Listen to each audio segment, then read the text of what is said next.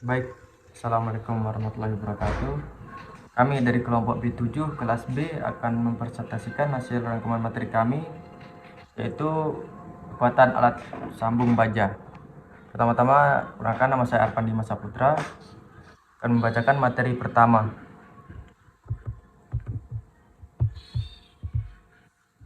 Jadi materi pertama adalah fungsi dan tujuan sambungan baja. Suatu konstruksi bangunan baja adalah tersusun dari atas batang-batang baja yang digabung membentuk satu kesatuan untuk konstruksi dengan menggunakan berbagai macam teknik sambungan. Adapun fungsi tujuan sambungan baja antara lain: pertama, untuk menggabungkan beberapa batang baja membentuk kesatuan konstruksi sesuai dengan kebutuhan.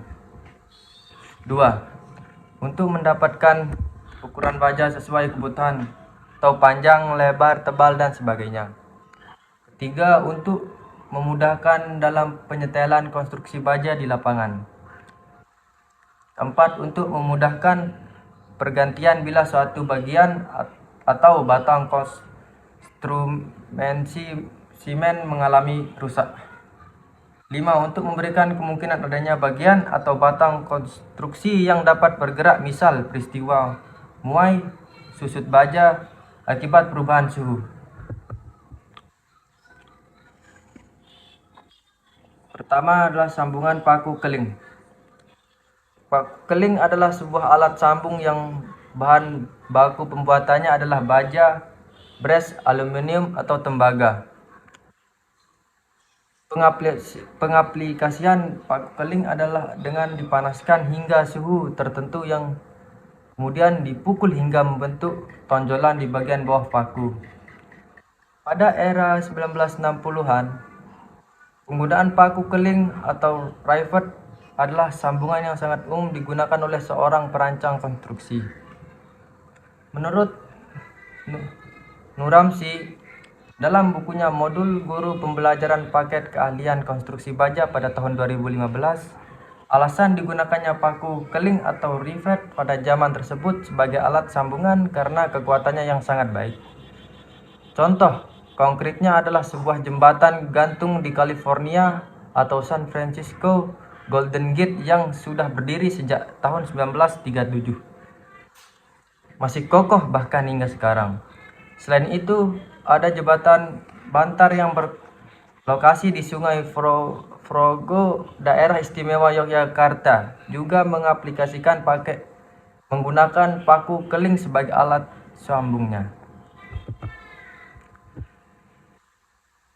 Paku keling adalah suatu alat sambung konstruksi baja yang terbuat dari batang baja bernampang bulat dengan bentuk sebagai berikut. Jadi bentuk dari paku keling di situ adalah seperti gambar tersebut, mempunyai kepala penutup dengan diameter paku keliling milimeter, S sama dengan jumlah tebal baja yang disambung, disyaratkan 4. Jika melebihi 4 diagram, maka pada saat keliling akan terjadi batang joki fat atau pelengkungan batang paku keling akibat perkelingan. Baut adalah alat sambungan dengan batang bulat dan berulir. Salah satu ujungnya dibentuk kepala baut, atau umumnya bentuk kepala segi 6, dan ujung lainnya dipasang mur atau pengunci dalam pemakaian di lapangan. Baut dapat digunakan untuk membuat konstruksi sambungan tetap, sambungan bergerak maupun sambungan sementara yang dapat dibongkar atau dilepas kembali. Bentuk ulir batang baut untuk baja bangunan pada umumnya ulir segitiga atau ulir tajam, sesuai fungsinya yaitu sebagai baut pengikat.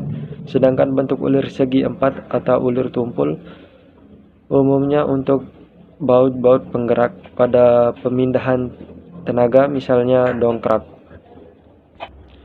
Baut konstruksi baja bangunan dibedakan dua jenis. Yang pertama, baut hitam, yaitu baut dari baja lunak, banyak dipakai untuk konstruksi ringan sedang, misalnya bangunan gedung.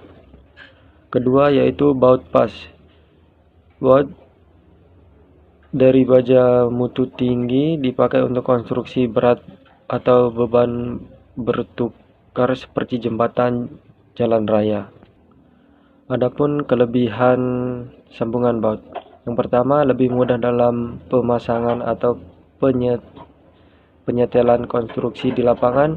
Dua, konstruksi sambungan dapat dibongkar pasang. Tiga, dapat dipakai untuk menyambung dengan jumlah tebal baja.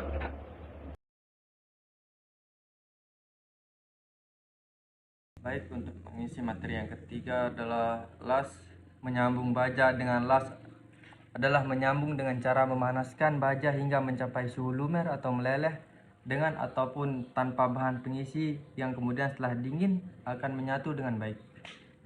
Untuk menyambung baja bangunan kita mengenai dua jenis hal, yaitu las karbit atau las otogen, yaitu pengelasan yang menggunakan bahan pembakar dari gas oksigen atau zat asam. Dalam konstruksi baja, las ini hanya untuk pekerjaan-pekerjaan ringan atau konstruksi sekunder seperti pagar besi, teralis, dan sebagainya.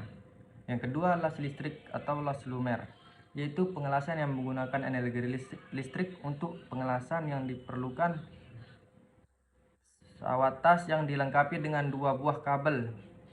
Satu kabel dihubungkan dengan penjepit benda kerja, satunya lagi dihubungkan dengan tang penjepit batang las atau biasa disebut elektrolas. Jika elektrode las tersebut tidak didekatkan pada benda kerja, maka terjadi kontak yang menimbulkan panas yang dapat melelehkan baja, dan elektrode atau batang las tersebut juga ikut melebur ujungnya yang sekaligus menjadi pengisi pada celah sambungan las. Karena elektrode atau batang las ikut melebur, maka lama-lama habis dan harus diganti dengan elektrode yang lain. Dalam perdagangan elektrode atau batang las, terdapat berbagai ukuran diameter, yaitu 21 per 2 mm, 31 per 4 mm, atau 4 mm, bisa 5 mm, 6 mm, dan 7 mm. Untuk konstruksi baja yang bersifat struktural atau memikul beban konstruksi, maka sambungan las tidak diizinkan menggunakan las oktogen, tetapi harus dikerjakan dengan las listrik karena harus dikerjakan oleh tenaga ahli yang profesional. Keuntungan sambungan las listrik dibanding dengan paku keling atau baut. Pertama, pertemuan baja pada sambungan dapat melumer bersama elektrode las dan menyatu dengan lebih kokoh atau lebih sempurna.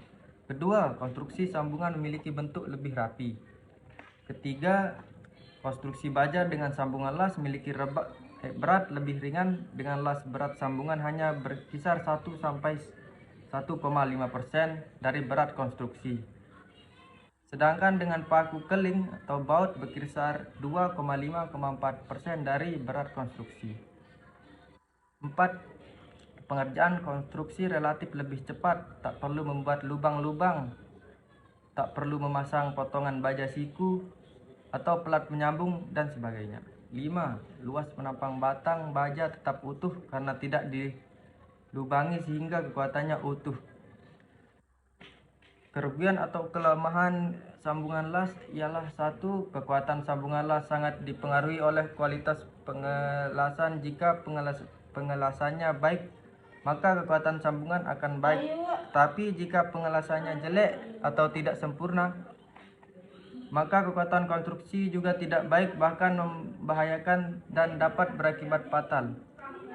Salah satu sambungan las cacat, lambat laun akan merembet rusaknya ke sambungan yang lainnya dan akhirnya bangunan dapat runtuh yang menyebabkan kerugian materi yang tidak sedikit, bahkan juga korban jiwa. Oleh karena itu, konstruksi bangunan berat seperti jembatan, jalan raya, atau kereta api di Indonesia tidak diizinkan menggunakan sambungan las. Kedua, konstruksi sambungan tak dapat dibongkar pasang. Baik, hanya itu yang bisa kelompok kami sampaikan. Kurang lebihnya mohon maaf. Assalamualaikum warahmatullahi wabarakatuh.